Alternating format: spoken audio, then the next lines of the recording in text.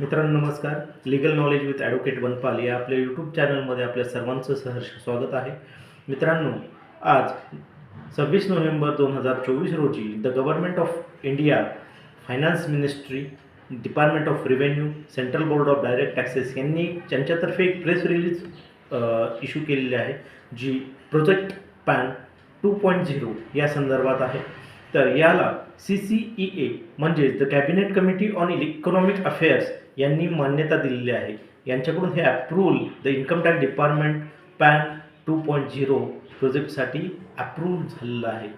आता आपले जे जुने एक्झिस्टिंग पॅन आहेत, जे 1.0 व्हर्जनमध्ये होते, ते आता बदलणार आहेत आणि याला QR कोड बेस एक पॅन नवीन जनरेट होणार आहे. या संदर्भात जास्त माहिती करता आपण आमच्या मेन यूट्यूब चॅनलला ट्यून राहा, यासाठी सपोर्ट करा.